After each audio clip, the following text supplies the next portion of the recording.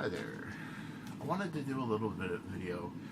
No, not about blasters today. Actually about drinking absinthe. That's right. So, what is absinthe? It is a tincture that is made of wood, orange, and a whole bunch of other herbs. It's actually the other herbs other than woodworm that really give you that kick. A lot more than woodworm is. This stuff is not like...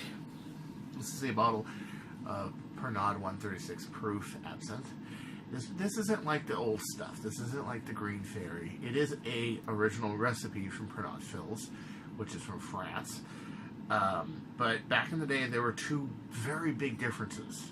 Okay, number one, your wormwood content was very high. We were talking above 200 milliliters per kilogram of woodworm. That is a lot of wormwood.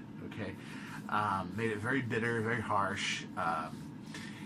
But the main culprit that got it banned in 1915 was that most of the brands had some degree of copper sulfate to make it look more of a green color, like an emerald color. Now you can see it's a green tinted bottle. It has a little bit of a green tone. But real absinthe does not have that emerald green that everybody liked. It made your drinks pretty, but it also made you very sick, because usually you needed some kind of dye or something cheap. And put in mind, this was the beginning of the Industrial Revolution, when things weren't so defined. Okay, real absinthe actually looks kind of like a puke shit kind of green. It's like a light kind of green, like a yellow green. Okay, here, let me open this up for you and show you. All right, so here we have it. By the way, my two favorite absinthes are Pernod and Kubler. And Kubler is Swiss absinthe. It's actually clear, and it's about, I think it's about 105 proof, something like that. All right, so let's pour this into a shot glass. Okay, that is what real absinthe looks like. That's what it looks like. It's a green. It's a slight green. Now, when we do this, I use shot glasses because this is powerful stuff. You should know exactly how much of this stuff you're drinking. I myself have done no more than 4 shots of stuff in one night, and boy was I fucked up the next morning. A tablespoon of sugar in there, okay? No more than that, okay, for 2 shots. If you can, which I couldn't at the moment, you go to like Starbucks and use that sugar in the raw, because absinthe is actually not made for refined sugar. It is actually made for sugar that is more porous, more like the stuff you would get at the end of the 19th century. Yeah, it's a little bit more like a sugar in the raw. And another thing is, okay, we're not burning it on a slotted spoon today. Why?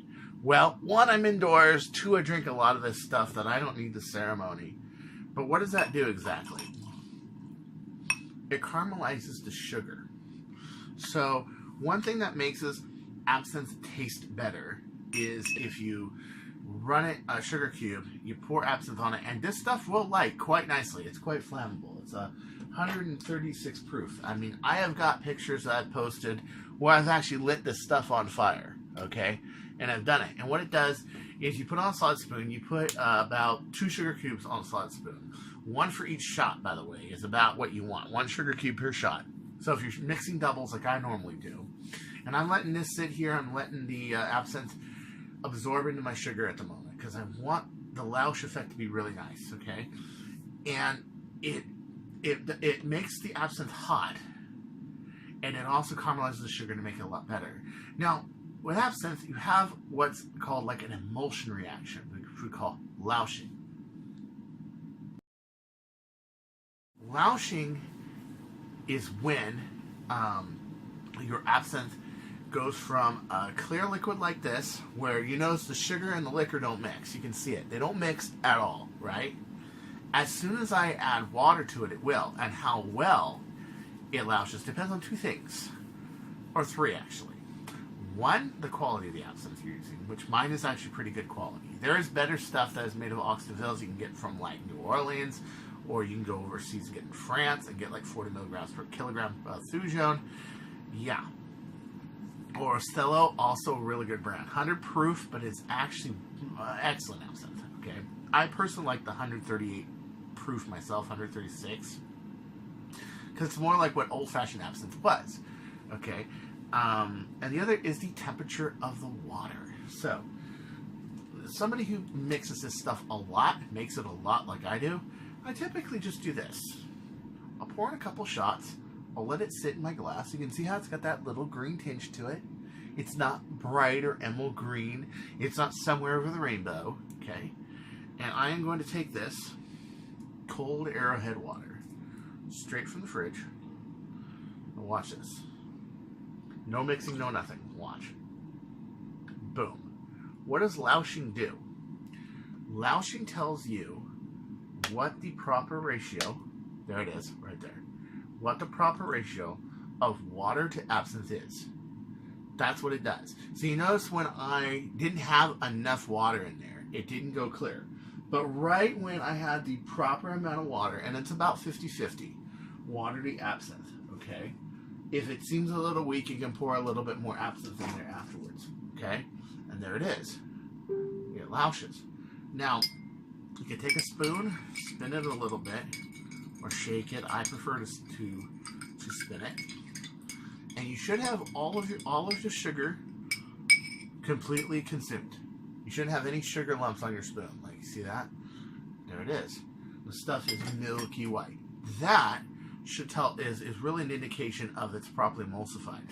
Don't make absinthe beforehand. It doesn't help. It will lose the loushing effect overnight. And also, try to keep fire away from absinthe. It's not good for it. Absinthe has a lot of oils in it, and that's why it emulsifies. It has a lot of oils, stuff like that. And when you're burning it, it will it will burn those oils. It will burn those first, and it will make it not as good as absinthe. It will make it a little bit not just bitter, but you want it to taste like fire, basically. So at any rate, this is Chris Cartea saying, don't you go changing. Oh, perfect. The perfect amount of sugar, the perfect amount of absinthe, the perfect amount of water. I just poured me a double of absinthe. At 138 proof, being that this is 2 shots of absinthe, and about 3 ounces or 2 shots of water, making that about 6 ounces right there, it is about 68 proof. This whole glass is about 68 proof, give or take, okay? And that's powerful. Think about that. It's 68 proof. You think about Jägermeister is 70 proof, okay, for example. And I would take this over Jaeger any day. I would take this over Jägermeister any day. Jack Daniels, that's tough, but yeah, this is better than Jack Daniels by far. But sometimes you like that raw kind of flavor to it, like I do, or Scotch. I love a good blended Scotch. But this is excellent. Take care, friends. Ta-ta.